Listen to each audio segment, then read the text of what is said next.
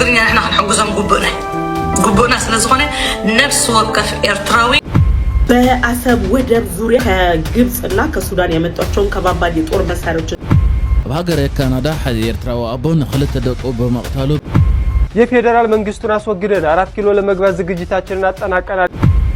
ኤርትራው መኻኑ ዝተገለጸ ነባር ካናዳ ካሊጋሪ አቦን ወደ 5 ዓመት እንኳን 3 ዓመት ንጻናት ደቆ አውሽት ዝውንና መኪና ከምዝ ቀተሎም ፖሊስ ጸብጺቡ ሀገራዊት ጋንታ ኩዕሶ እግሪ ኤርትራ አመጻሪ ግጥማት እትሳተፈሉ ሻዕቢያ የስራችሁን ይስጣችሁ እየማረኩ ያቀጅቧቸዋል። ምን እንደሚወጓቸው አላውቅም።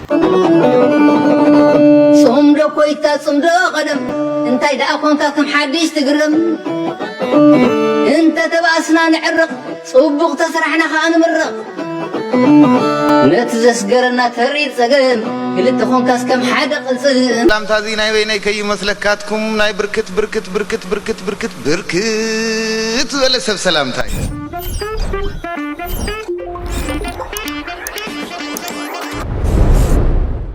كلهم حاورنا كنرينا سناي صانح تمني لكم سلام كان يوردلنا سلام أوني حنن بعلمه سلام يوردلنا هاجرنا سلام انتقينا علم بعلمه نحنا نقصن من أسي يقصن عديتا نقصن أبوتا تقصن إزقابير أملاك بعلمه محرة وردلنا سلازي زود زي تدفيو نهزب إرترا سوري كساب زي حتى توبلكالو أمانم حزب إرترا أوشت لبنالو كرجلك أبزغونا بوتا كوسيو كركبي مس ماكينوم كنقلبت أو مخانو كفلت علو بزقات أميك أتصلوا تزارب ኤርትራው መኻኑ ዝተገለጸ ነባር ካናዳ ካሊጋሪ አቦን ወደ 5 ዓመት እንኳን 3 ዓመት ንጻናት ደቆ አውሽት ዝውንና መኪና ከምዝ ቀተሎም ፖሊስ ጸብጺቦም በዓርቢ ካብ ደው ዝበለት ኤሲቪ ዝዓይነታ መኪና ዝተቀተሉ ክልተ ህጻውንቲ ሬሳ ከምዝ ወጻ ዝገለጸ ፖሊስ ነቶም ህጻናት ምስ ቀተሎም ነትፍጻመ ከምዝ ወዓሎ ደው ኢሉ ከምዝ ሓበሮም ወሲኹሎ ፖሊስ ኣብ ሓበሬቶም اتفتصام 35 ሚያዝያ 2016 ከም ዝተኻየደን ክልተ ህጻናት መይቶም ዝተረኽብላ መኪና ንዝያዳ ምርመራቱ ጎቲታ ከም ዝተወሰደትን ቀታሊያ ታሕቲ ቀይዲ ከምዛትውን ወሲኹ ዝገለጸ ቤት ጽሕፈት ፖሊስ እቲ ተኸሳሲ ብ911 ብምድዋል ደቁ ከም ዝቀተለን ንጹር ቦታ ከም ዝሃበን ማርክራን ጋዜጠኛታት ዝሃቦ ሓበሬታ ኣፍሊጡሎም እቲ ወዲ 37 ዓመት ኤርትራዊ ምዃኑ ዝተገለጸ ሰብ ታሕቲ ቀይዲ ኣብዛተወሉ እዋን ምስ ፖሊስ ተሓባባሪ ምንባሩን ርእሳታት እቶም ህጻናት ድማ ካብ ድሕሪት ናይቲ ኣብ ሰሜናዊ ምዕራብ ከባቢ ትርከብ ጸላም ዩኤስቪ ከም ዝተወሰደን ዘረጋገጸ ፖሊስ ብኽልተ ገበናት ቀዳማይ ደረጃ ቅጥለት ሕጊ ሃገር ክስ ቀሪቦ ከም ዘሎ ሓቢሩሎም ማርክራን በተወሳኺ ነቲ ቅጥለት መበገሲ ክኸውን ዝኽእል ድራኽ እንታይ ምዃኑ ክገልጽ ከም ዘይክእልን ወሲኹ እዩ እቲ ቀታሊ ኣብ ዝሃቦ መባእታዊ ሓበሬታ ዝኾነ ካባኻትኩም ብዝኾነ ክህቦ ዝኽእል መልሲ ዝዓግብ ኣይመስለንን ከም ዝበለ ዝተገለጸ ኮይኑ ተኸሳሲ ብዓርቢ ኣብ ቤት ፍርዲ ቀሪቡ ከም ዝነበረን ጉዳይን ምስማዕ ሶኒ ኣብ ቅድሚ ዳኛ ክምለስ ተዳልዩ ከም ዘለውን ኣረጋጊጹሎም እቲ ፍጻመ መንጎ ክልተ ወለደይቶም ህጻናት ኣብ ዘሎ ዛንታ ናይ መወዳእታ ዝሕዝን ምዕራፍ ይመስል ዝበለ ፖሊስ ታደ ቅትለት ደቃ ከም ዝተደግራን ኣባል ፖሊስ እቲ ከባቢ ዝኾነ ራነት ሃዋህው ናይቲ መርድእ ፍጻመ ንዓና እውን ዝሕዝን ሓደጋ ከም ዝነበረ ገሊጹሎም እዞም ህጻምቲ ያው ሕስኒ ሓባር ሕጊ ዝምድና ከም ዝነበሩ ናስታት ሓደ ዓመት ከም ዝተፈላልዩን ዝገለጸ ተወሳኺ ሓበሬታ ተፈላለዩ ይነብሩን ንኹሉ ምእላይ ይካፈሉን ከም ዝነበሩን ገለ ሰዓታት ደቂ መፂ ክወስድ ይኽእል ከም ዝነበረን ዝሓበረ ፖሊስ ናይ ክልተ እኹላት ሰብ ዘይምስማዕ ሂወት ህጻናት ምብልዑ ስምባር ፈጢሩሎም አውሽቴ ይርከቦም ጸገማት ከም ዝነበረን ቅድሚ ሕጂ ፖሊስ 4 ግዜ ናብቲ ገዛ ከም ዝተጸውዑን ራን ወሲኹ ብምሕባር ዋላ እኳ ቅድሚ ሕጂ ኣብ ልዕለቶም ህጻናት ዝኾነ ዓመፅ እንተዘይተፈጸመ እዚ ክስተት እዚ ግን ፍጹም ዝግመት ከም ዘይነበረ ወሲኹ እዩ እቲ ኣቦ ረቦ ኣብ ከባቢ ሰዓት ድራነቶም ኩልዑ ከም ዝወሰዶም ንገለ ሰዓታት ከውፅኦም ምዃኑ ከም ዝገለጸን ድሕሪ ዝግና ሓዋሩ ከም ዝተፈለየ ገሊጹ እቲ ኣደ ብዛዕባ ምድንጓይ ምምፃእ ውሉዳታ ብዝሓለራ ሻቁሎት ናብ ፖሊስ ከም ዝደወለትን ድሕሪ ሻቁሎት ናይቲ ኣደ እቶም ኣባላት ፖሊስ ብጣዕሚ ዘሕዝን ዜና እዩ ኣብ ካልጋሪ ሓደ ኤርትራዊ ንኽልተ ደቁ ብዘስካሕክሕ መንገዲ ከም ዝቀተሎ ፖሊስ ብዘውፅኦ ጸብጻብ ተሓቢሩ This has never been happening in our community, and it is just a devastation for us, for the whole community, and we're just shaken by what has happened. Members of the police victims እታ ሓደ ወዲ 5 ዓመት ክኾን ከሎ እታ ጓል ከ 3 ዓመት ክኾን ከላ ፖሊስ ኣብ ዘውፅዎ ጸብጻብ ባዕሉ ናብ እንዳ ፖሊስ ደዊሉ ወአኔ ቀቲለዮም ኣብዚ ቦታ እውን ኣለዉ ክብሉ ተዛሪቡ ብሰፊሑቱ ዜና ከምፃልኩም እየ ተኸታተሉ። ብመሰረት ዝወፀ ፀብፃብ ካልጋሪ ፖሊስ ዝገብርዎ ዘለዎ መርመራ ክልተ ቆልዑ መይቶም ኣብ 4500 ብሎክ ኣብ 14 ስትሪት ኖርት ዌስት ሓሙስ ከም ተረኽቡ እዩ ዝሕብር። ራየን ሚክሊድ ዝተባሃለ ናይ ሲቢሲ ጋዜጠኛ ኣብ ዘውፅኦ ሓበሬታ እዚ ኤርትራዊ ቦ ኣብ ካልጋሪ ዝቕመጥ ኮይኑ ብቀዳማይ ደረጃ ማለት ፈርስት ዲግሪ መርደር ን2 ካውንት ዝብል ተኸሲሱ ከም ዘሎ እዩ ዝፍለጥ። ክልቲኦም ደቁ ምዃኑ እውን ተፈሊጡሎ። እዞም ቆልዑ እዚኦም ኣብ ሓንቲ ኤስዩቪ መኪና ኣብ ኖርዝ ዌስት ናይ ካልጋሪ ከም ዝተረኽቡ ብሓሙስ እዩ ተሓቢሩ። ብዓርቢ ኣብ ዝወፀ ሓበሬታ ከዓ ካልጋሪ ፖሊስ እዞም ክልተ ቆልዑ ሓደ ወዲ 5 ዓመት ሓንቲ ጓል ከዓ ጓል 3 ዓመት ምዃና እዮም ተዛሪቦም። እቲ ቀታሊ ምዃኑ ዝጥርጠር ዘሎ ኣቦኦም ወዲ 37 ዓመት ኣብ ቤት ፍርዲ ጃስቲስ ኦፍ ዘ ፒስ ዝበሃል ኣብ ካልጋሪ ዓርቢ ንኮ ቀሪቡ። ብመሰረት ዝወፀ ሓበሬታ ኣሽማት ናይ ቀታልን ናይቶም ሙታን ቆልዑን ኣብ ሶሻል ሚድያ ንኸይዝርጋሕ ሓቢሮም ኣለዉ። ኣብቲ ዝወፀ ሓበሬታ ሳርጀንት ማርክ ራሃን ዝተባሃለ ናይ ፖሊስ ስታፍ ሓላፊ ኣብ ዝወፅኦ ሓበሬታ ብጣዕሚ ዘሕዝን ዘስካሕክሕን ክሳራ ምዃኑ እዩ ተዛሪቡ። ከምዚ ዓይነት ሓዘን ኣብ ማሕበረሰብና ዓብዪ ጽልዋ ክህልዎ ምዃኑ ንቤተሰቡን ኣዝዩ ዘሕዝን ምዃኑ ይዛረባል። ፖሊስ ብዘውፅዎ ሓበሬታ እቲ ጡርጡር 911 ባዕሉ ከም ዝደወለ እዮም ዝዛረቡ። ፖሊስ ናብ 4500 ብሎክ ኦፍ 14 ስትሪት ኖርዝ ዌስት ሰዓት 10 ከባቢ እዩ ተደዊልዎም። እቲ ጡርጡር ባዕሉ ናብ 911 ከም ዝደወለን ንደቁ ባዕሉ ከም ዝቀተሎምን ቦትኡ ከዓ ኣበይ ከም ዘሎ ከም ዝሓበሮምን ባዕሎም ፖሊስ ብዘውፅኦ ሓበሬታ ጠቂሶም። ብጣዕሚ ዘስካሕክሕ ዋላቲ ፖሊስ ክገልጾ ከሎ ብጣዕሚ ዘሰንብድ እዚ ኮሚኒቲና ናበይ ገፂ ዝኸይድ ዘሎ ብጣዕሚ ዝገር ምክንያቱ እቶም ፖሊሱን ክገልጽዎ ከለዉ ብጣዕሚ ከም ዝገርሞምን ዘስካሕክሖምን እዮም ዝገልጹ። ካብዚ እቶም ፖሊስ ንመርመራ ከካያደሉ ሒዞሞም ነቲ ቀታሊ ሒዞሞ ከም ዝኣተው እዮም ዝገልጹ። ፖሊስ ኣብ ዘውፅኦ ሓበሬታ እዞም ክልተ ወለዲ ናይ 6 ዓመት ኮመን ሎ ሪሌሽንሽፕ ዝተባሃለ ጆይንት ካስተዲ ከም ዝነበሮም እዚ ማለት ከዓ ክልቲኦም ነቶም ቆልዑ ኣብ በብመዓልቶምን ሰዓቶምን ይረኽቦም ከም ዝነበሩ እዮም ዝገልጹ። With the 2 counts of first degree murder. Inside the church, members of the Eritrean community wept openly, mourning the loss of the 2 children. Police had been called to the family home 4 times, but no charges were ever laid. Wednesday, the father picked up his kids between 5 and 6 p.m. for a planned trip to the playground. When he failed to return, Mom called the police, who told her her best recourse was through the courts, which is where they found her on Thursday and gave her the news.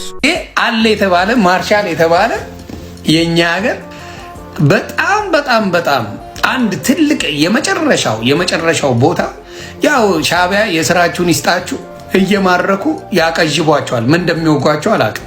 ባጫ ደበሌ በሶ የሚበጠብጠውንም ማርከው ያረጉትን አይታቸዋል። መስፍን ፈይሳንም ማርከው ያረጉትን አይታቸዋል። ይሄንን ባጫንም ደግሞ ዝም ብለው ነው የሚያዝሩት።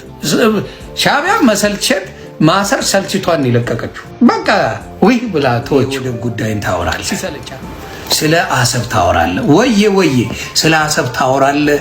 ስለ አሰብ ኢሳያስን ትሰድባለህ ምናምን በዛ እንስማማ ምናምን ይሉታል።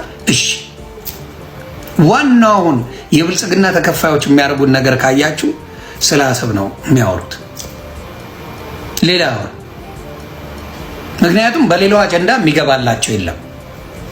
የሚያደርጉት ምንድነው? አሰብ የኛ ናት፣ በቃ ባለ ወደብ ነው፣ ወደብ ያስፈልገናል ምናምን የምትባል ዋቴ አብሮ የነበረ ከኢሳያስ ጋር ቀለበት ሲደራረግ ያላመጣውን አሰብ አሁን አምጣ ማለት አትችልም።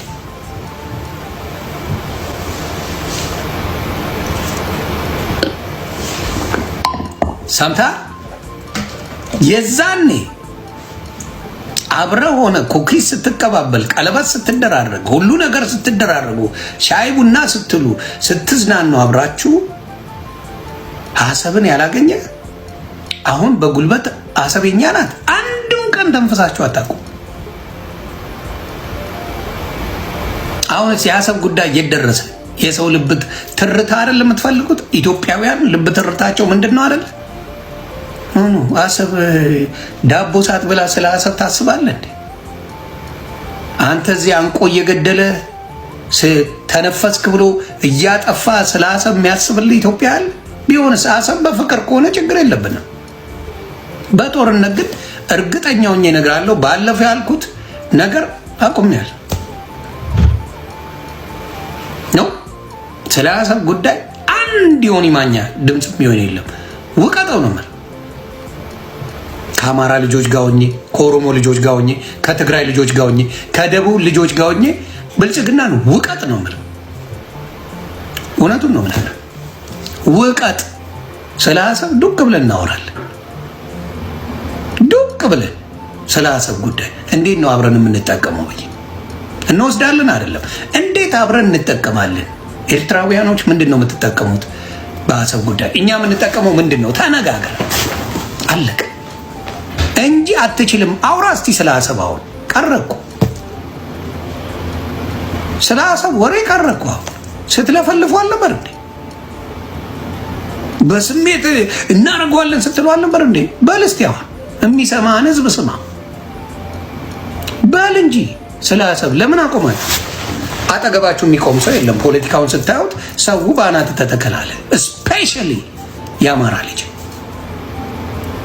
በዚህ ጉዳይ አልገባ። የትግራይ ልጅ ባናት ተተከላለ። ማን ሊመጣል ነው? ከዛ የኦሮሞ ልጅ እዚህ እየተፈጀ አይመጣል። ኦሮሞ ልጅ ውለታ አለበት። ምን አይነት ውለታ?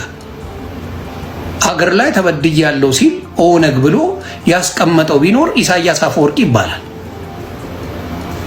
ተበድያለሁ ባለ ሰዓት ኤኒ ታይም ኦሮሞ ኤርትራ ከጎኑ ናት።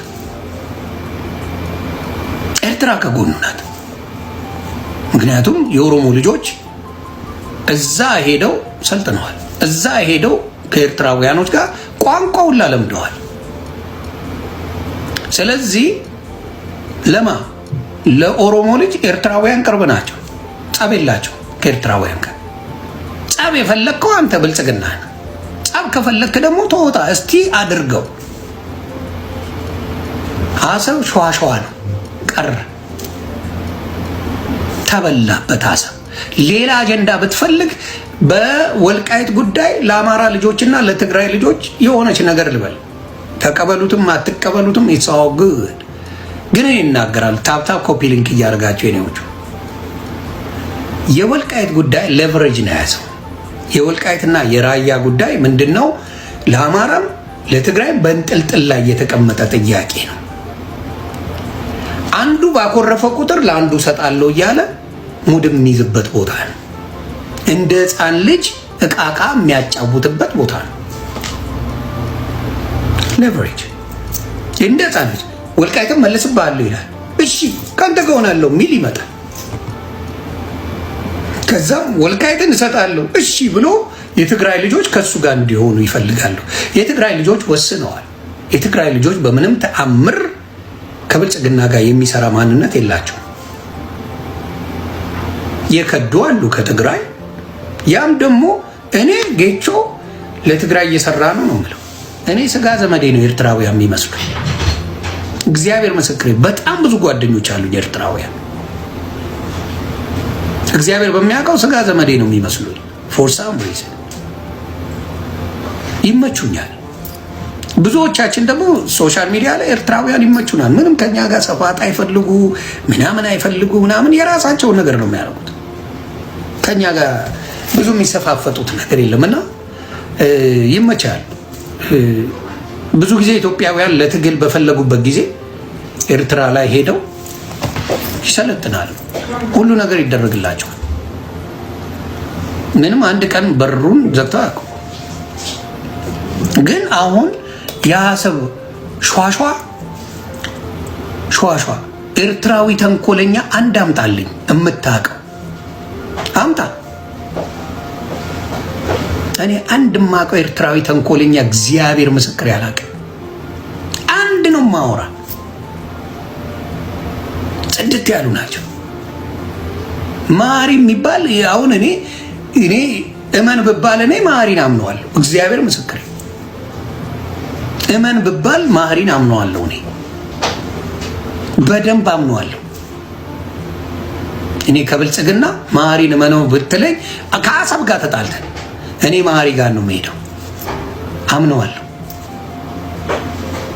ኤርትራውያኖች በጣም በጣም መልካም ሰዎች ናቸው። ለኢትዮጵያውያን በተለይ እስከምናየው ድረስ በእርዳታ ጉዳይ በምን ጉዳይ በምንም በለው እኛን አስከፍተውን አያውቁም። አስከፍተውን አያውቁም። በምናውቃቸው የትም ቦታ ላይ ሄድ የኢትዮጵያ ነገር ባለበት ነገር ላይ ኤርትራ ወንድምናቶቻችን ከጎናችን ናቸው። ከጎናችን በምንም ነገር ሂድ እርዳታ ቢኖር ምን ቢኖር አሉ ከጎናችን።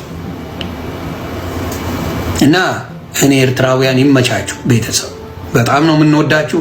የኢትዮጵያ ሕዝብ ከኤርትራ ጋር ምንም አይነት ችግር የለበትም። ችግር አለብኝ ካለ ብልጽግና ነው ውቀጡት። Eritrea's re-emergence onto the regional and global stage and the many potential opportunities for the United States stemming from regional peace.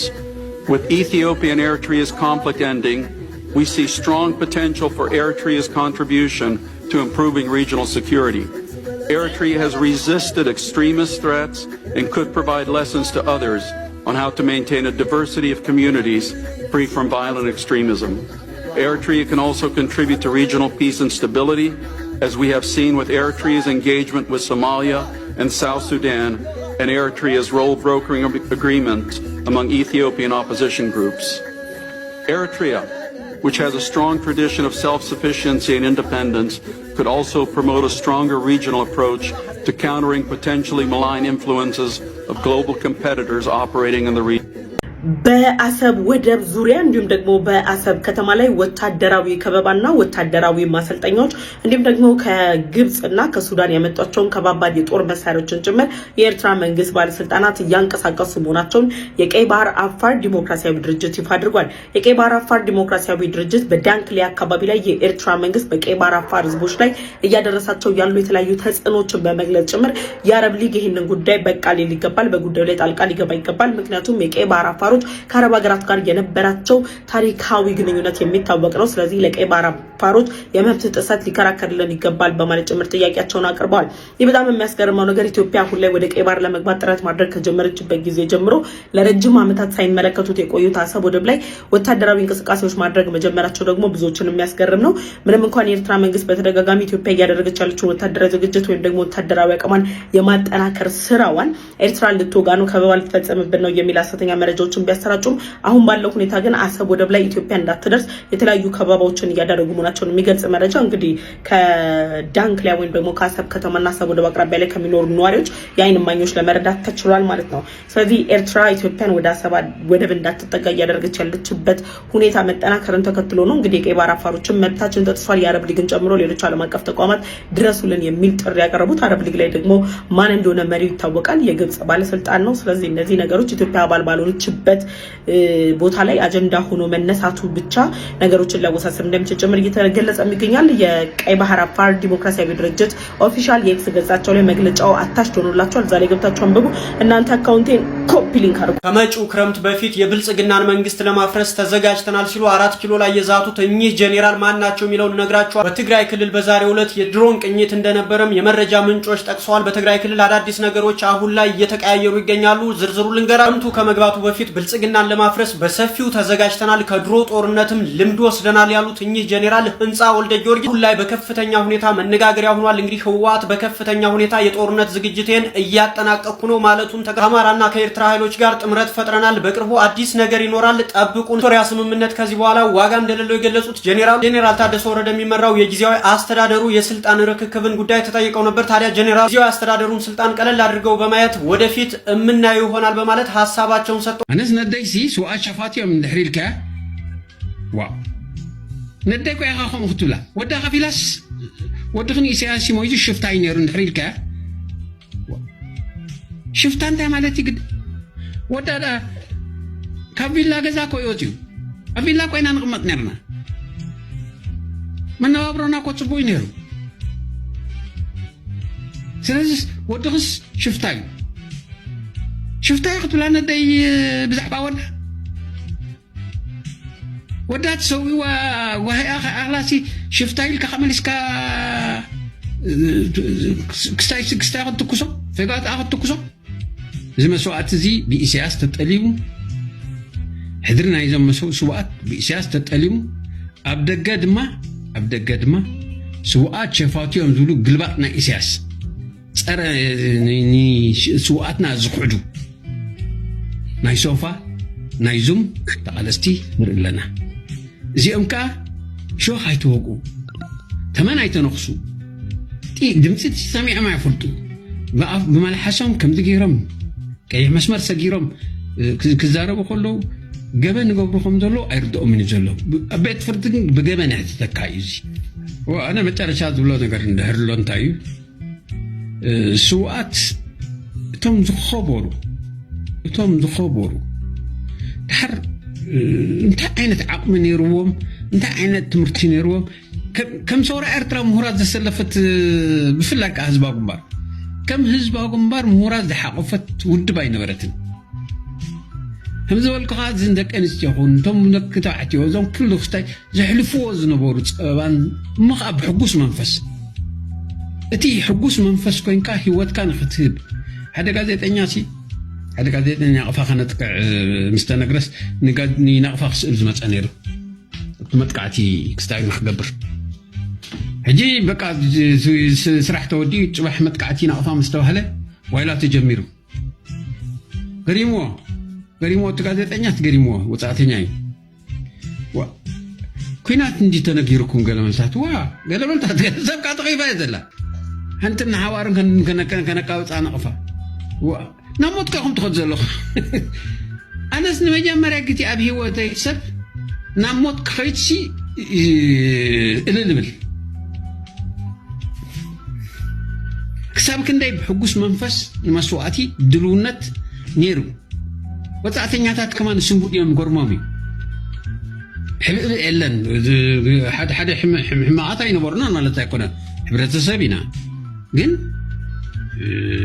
ጅግንነት እንታይ መኽብለከ ፀላኢሲ ዝኩሉ ታንክታትን መዳፍዑን ካብ ፀላኢ ናማሪኽናዮ ንፀላኢ ብጥይቱ ብብረቱ ተባሂሉ ተሰሪሕሉ ብመዳፍዑን ብታንክታቱን መወደእታ መንግስቱ ሃይለማርያም ከዓ ኣሚኑ እቲ ሰነድ ሓዝዎ ናይ መንግስቱ ሃይለማርያም ተዛረቦ ባዕሉ ተዛሪቡሎ እቲ ቅድሚ ንዚምባብዌ ምኻዱ ኣብቲ ኣኼባ እንታይ እዩ ዝብሎም ሰነድ ኣለ ናይ መንግስቱ እንታይ እዩ ዝብሎም ኣብቲ ኣኼባ እዚ ታንክታት መዳፍዕ ዓራብ ሂቦሞ ንብል ሓሲና ኢና ናትና እዩ ገገዲፍኩምሎም ድኹም ትሃድሙ ዘለኹም ከምኣቶም ግዳ ብቆራፅነት ዘይትዋግኡ ንሕና ኢና ንቕርበሎም ዘለና ንሕና ሸሸሚትና ዘምፀናን ተረክብዎም ኣለኹም ንዓኣቶም ወንበዴ በቃ ወንበዴሲ ብናህና ብረት እዩ ዝዋግኣና ዘሎ ኣዕራብ ኣይሓገዝኦ ኣዕራብ ኣይሃብኦ ብታንክታት ናያን ዝዋግኣና ዘለዋ እዩ ሕጂ ረዮ ትሕሰብ ሕጂ ሓገዝ ዘይብልካ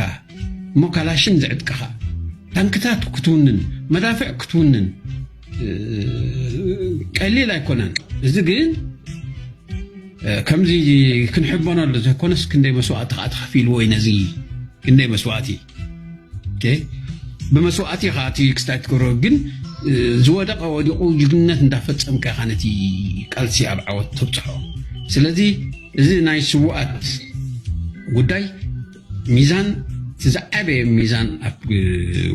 ሚዛን ናይ ወዲ ሰብ መስዋእቲ እዩ ስለዚ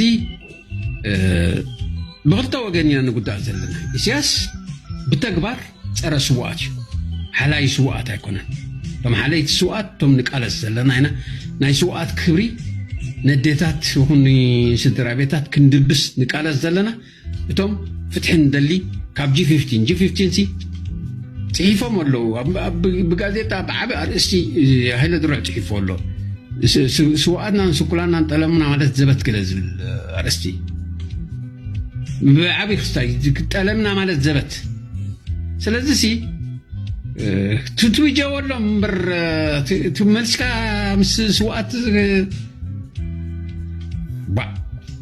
ፈራሓት ከይንብሎም ወላቲ መቃብር ከውን ክፍሕሩ ይረአና ስለዚ ደረት እቶም ደረት ዝሓልፉ ዘለዉ እሳቶም እውን ናይ ግዜ ሕቶ ጥራይ እዩ ኢሳያስኹን ንሶም ይኹኑ ስውኣትና ክድበሱ ስለ ዝኾኑ ምስ ግዜ ሕጂ ዋላቲ ገበናቶም ቀሊል ከሎ ቀሊል ዝኾነ ተገፊፎም ናይ ወረቐት ነገራት ንኣሽቱ ክኸውን ይኽእል ወላ እዚ ናይ ሓሽሽ ነገራት ክኸውን ይኽእል እንታይ ኸውን ቀጥታ ውሳኔ የብሉ ዝጣበቀሎም የለን ገንዘብ ከፍሉ ዝጣበቀሎም የለን አቤት ፍርድ ድመጾም የለን ጅምላ ይኸውን ማለት እጂ ኣብ ከምዚና ንሕና ነዚ ጉዳይ ዝክሪኦ ዘለና ሓደ ኣብቲ ስዑድ ዓረብ ዝግበር ኢሰብኣዊ ዓለም ኣይትድግፎን እያ ብጣዕሚ ጨካኒ እቲ ካልኣይ ስዑድ ዓረብ ኣብዚ ግዜ ቁርብ ትመሓይሽ ኣላ ተስፋ ኣሎ ምክንያቱ ለውጥታት ትገብር ኣላ እጂ ነዚ ግምት እቲና እዚኦም ሰባት ሕዋትና ተጣበቕቲ ስኢኖምሉ ዘለውሉ ግዜ ከምዚ ሕጂ ጌርኩሞ ዘለኹም ብጣዕሚ ደስ ዘብል ኣነ እውን ትማል ተዛሪበሉ ነይረ ሓደ ኣዌርነስ የድሊ ካልኣይ ነዚኦም ሕዋትና ካ ዓለም ክፈልጦ እንትዳ ተዛሪብና እቶም ኤምባሲታት ጌርና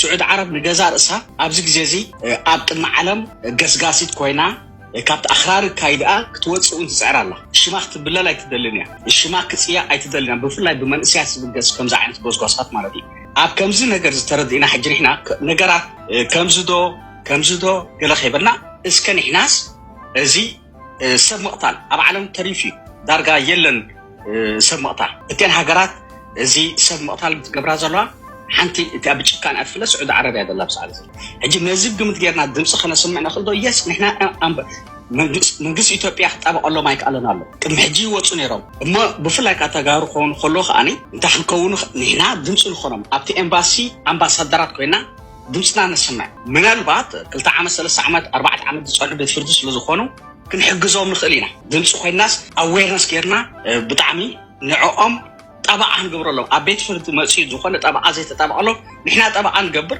መብዛሕቲ ግዜ ይወፅኦም ሕጂ ዛስዋይ ሕጂ ቀልጢፎም ቅትለት ዘይገብርሎም እንታይ ይገብርዎም ፍርዲ ምሽ ውሃብ 3 ዓመት 4 ዓመት 5 ዓመት ፀኒሖም ገሊኦም ኣብቲ መስርሕ ሕጂ ዝጣበቐሎም ሰብ ተልዩ ይወፁ ማለት እዩ ዳግማይ እውን ክርአ ክእል እዩ ምክንያቱ ኩሉ ግዜ ሽዑ ተፈሪዶም ሽዑ ቅተሉ ማለት ኣይኮነን ስለዚ ዕድል ኣለና ከምቲ ትብሎ ፀናሕኩም ካብ ፍሉጣት ተጋሩ እውን እዚ ጉዳይ እዚ ክኣትውዎ ኣለዎም ካብዚ ላዕሊ ከዓ 1300 ናብቲ ዝሰብ ኣሎ ካብዚ ላዕሊ እውን ቀሊል ኣይኮነን ትማል እውን ናተ ገዛይኩም ምዛረብ ነይረ ስለዚ ብከምኡ ንረኣዮ ክብራት ባ ከምዚ ገበን ነይሮም ሓሽሽ ከምዚ ገይሮም ገለ እማ ሓሽሽ ተገበሩ ኸ እንተደበሉ ክቅተሉ ክፈርዱ ኣለዎም ክጣበቁ እኮ ትኽእል ኢኻ ምክንያቱ ሓሳብ እውን ኣብ ጅቦኦም ክፀንሕ ትኽእል ኣብ ፖሊስ ጉዳይ ድሓር ብፍላይ ከዓኒ ብፍላይ ስደተኛ ኣዝዩ ሕማቅ ዝኾነ ፖሊሲ ነይሮም ቅድሚ ሕጂ ኣብዚ ሰዓት እዚ ግን ብዙሕ ለውጢ ኣሎ ስደተኛታት ኣብ ስዑድ ዓረብ ናይ መሰል ምንባር ተዋሂቦም ኣለው ናይ ምንቅስቃስ መሰል ተዋሂቦም ሃይማኖትካ ናይ ምኽባር መሰል ተዋሂቦም ኣለው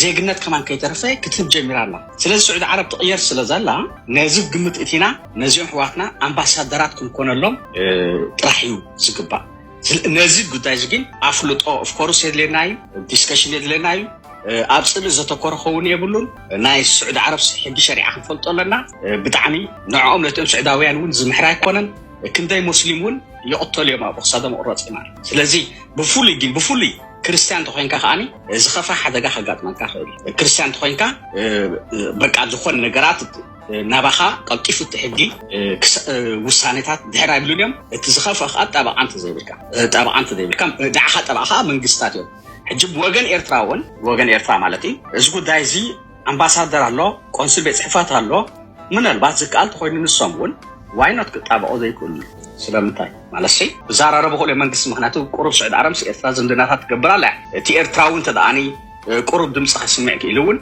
ሓደ ዲፕሎማስያዊ መክሰባት ኢላ እውን ዋይኖት ዘይትገብር ንተጋሩ ኣብዚ ግዜ ማእከላዊ መንግስቲ ስጋብ ዝጣበቀሎም ዘየለ ምስ ናይ መንግስቲ ኤርትራ ተኣሳሲርካ እውን ዝኾነ ለውጥታት ክመፅእ ይኽእል እዩ ስለዚ ስፅቡቅ እዩ ጠበዓ ንኩነሎም ኣምባሳደራት ንኩነሎም ከምዚ ናይ ኣብ ግብፂ ዝነበሩ ኤርትራውያን ኣብ ሊብያ ዝነበሩ ኤርትራውያን ኣብዚ ተጋሩ ግን ኣብዚ ጉዳይ እዚ ከዓኒ ከም ትብሎ ዘለኹም ቅድሚት ክወፅሎም ስድራ ቤቶም ኣሕዋቶም ብቐረባ ንሶም እዮም ኩሉ ግዜ ምክንያቱ ሓወይ ዝብል ሰብ ክመፅእ ኣለዎ ናይ ሓዉ ናይ ኣሕዋቱ ስእሊ ሒዙ ክመፅእ ኣለዎ ከም ክርስቲያን መጠን እውን እቲ ክርስቲያን ስለ ዝኾኑ እውን ዝኸበርኩም ዝኸበርክን ኣሕዋትን ሓትን ናይ ሎሚ ፍሉይ መደብና ዝምድና ኤርትራ ምስ ኣሜሪካ ወይ ኣሜሪካ ምስ ሪሰንትሊ ኣብ ዝቐረባ ግዜ ኣሜሪካ ቁሩብ ናይ ምሕያሽ ዝምድናታት ናይ ኤርትራን ኢትዮጵያን ተሃዊኻ ይበሃል በርክቲ ዝምድና ሎንግ ታይም ኣሜሪካ ዲፕሎማቲክ አይሶሌሽን ዝበሃል ጌራታ ንኤርትራ ንምውጋድ ካብቲ ከባቢ ሕጂ ኣሜሪካ ኣብዚ ግዜ እቲ ረብሓ ናታ ኣሜሪካን ኢንትረስት እስፔሻሊ ኣብቲ ናይ ሬድ ሲ እቲ ባሕሪ ባብል መንደብ ኤርትራ ካብተን ሓንቲ ሃገራት ኣብ ቀይሕ ባሕሪ ሎንግ እንታሽሙ ዘለዋ የገማግም ናይ ባህሪ ስለዚ 116 ደሴት ምስኡ ናይ ባብል መንደብ ኤርትራ ዝሓልፍ ስለዚ ብዙሕ ረቋሒታት ኣሎ ናይ ጂኦፖለቲክስ ዝበሃል ኤርትራ ከም ዓቢ ፖለቲካል ካርት ወይ ፕሬሸር ንኣሜሪካ ክትገብረላ ትኽእል እያ ኣብዚ ግዜ ብፍላይ ንምንታይ ኣብዚ ግዜ ክንብል ከለና እቲ ዝምድና ንንውሕ ዓመታት ዝዛሕተለ ዝነበረ እዩ ኣሜሪካ ኣብዚ ግዜ ስፔሻሊ ናይ ሑቲ ኣብ የመን ዘሎ ቀረባ ብኤርትራ ስለ ዘሎ ምስቲ ናይ ኢራን ኣሜሪካን እስራኤል ውግእ ዘሎ ናይ ሆርሙዝ ምዕፃው በዚ ባብል መንደብ ምዕፃው ስለዚ 70-80 ሚታዊት ካብቲ ንግዲ ናይ ዓለም ወይ ትሬድ ብኡ ስለ ዝሓልፍ ስለ ዝኾነ ስግኣታት ናይ ኣሜሪካ ኣብዚ ከባቢ ኣሸበርቲ ከይመፁ ተራ ናይ ኤርትራ ዕዙዝ ክኸውን ኣለዎ ኤርትራ ካብቲ ማሕበረሰብ ዓለም ተገሊላ ስለ ዝነበረት ክትምለስ ኣለዋ ብዝምድና ሓድሽ ምስ ኣሜሪካ ገለ ዝብል ፍልስፍና ምስቲ ናይ ኣድሚኒስትሬሽን ናይ ማርክ ሮቢዮ ሒዝዎ ዘሎ ፍልስፍና ስለዚ መን ሰዲዶም ሙስዓድ ፖሊስ ዝበሃል ኦሪጂናሊ ወዲ ሊባኖስ እዩ ንሱ ቀንዲ ኣማኻሪ ንፕሬዚደንት ዶናልድ ትራምፕ እዩ ዶናልድ ትራምፕ ካብዞም ሙስዓድ ፖሊስ ብዝምድና ኣለዎም ሰብኣይ ጓሎም ገለመለ ኣለዎም ኤኒዌይ ስለዚ እቲ ዝምድና ናይ ኣሜሪካ ናይ ኤርትራ ክንርኢ ከለና እቲ ዝምድና ካብቲ ንሕና ንፈልጦ ናይ ጆን ፎስተር ዳላስ ዝበሃል ኣብቲ 50ታት ኤርትራ ከሊኦማ ናጽነታ ምስ ኢትዮጵያ እዚ ነዊሕ ዛንታ እዩ ግን ሕጂ ናይዚ ሕጂ ንምንታይ እቲ ኣድሚኒስትሬሽን ናይ ኣሜሪካ ንዝምድናታት ምስ ኤርትራ ንምሕያሽ ብዙሕ ረቋሒታት ኣለዎ ሓደ ናይ ጂኦፖለቲክስ ዝበሃል ናይቲ ሴኩሪቲ ኣሜሪካ ቀጻሊ ብዛዕባ እቲ ናታ ኢንትረስት ናይ ሴኩሪቲ ኣብኡ ትጥምት እያ ካሊእ ብዙሕ ነገራት ኣሎ እዚ ውግእ ዘይኮነ ብዛዕባ ናይ ምሕዝና ኣብ መንጎ ኤርትራን ኣሜሪካ ክምለስ ኣለዎ ናይ ክልተ ህዝቢ ዝበሃል ስለዚ ብዙሕ ነገራት ኣሎ ከምቲ ዝፍለጥ ክቡር ፕሬዚደንት ሃገር ኤርትራ ኢትዮ ኢሳያስ አፈወርቂ ምስ ሙስዓድ ፖሊስ ተራኺቦም ተዛትዮም 2025 ስለዚ እቲ ዝምድና ናብ ንቡር ንምምላስ ይሸባሸቡ ኣሎ ካሊእ ፕሬዚደንት ኢሳያስ አፈወርቂ ጽሒፉ ነይሩ ደብዳቤታት ዶናልድ ትራምፕ ኣብቲ ካልኣይ ግዜ ክምረጽ ከሎ ስለዚ እቲ ደብዳቤታት ከምቲ ትብሎ ጋዜጣታት ናይ ኣሜሪካ more respectful and positive ነይሩ እቲ ማለትይሲ ብሓባር ክንሰርሕ ገለ ዝበሃል ኣሎ ሕጂ ናይ ሓንቲ ኣገዳሲ ነገር regional conflict ኣብቲ ከባቢ ክለዓል የብሉን ገለ ፍልስፍና ስለ ዘሎ መባለታት ናይ ዝምድና ምስቲ ኣፕዴት እቲ ማዕከናት ዜና እንታይ ከም ዝበሎ كتصحفلكم يا كريكم يا صحافولي ريتكم تلو احمد بحجايه صها غداينا اريترا اتزاربني كلمه لزبلو زنبر زمدنا اريتران امريكان جنبنا انا صحافولي ثانك يو صنعه تمنينا لو مالنا كبراتن فتاتن لو مزنبر فيديو زي مثلا كساب زملس سناي صنفو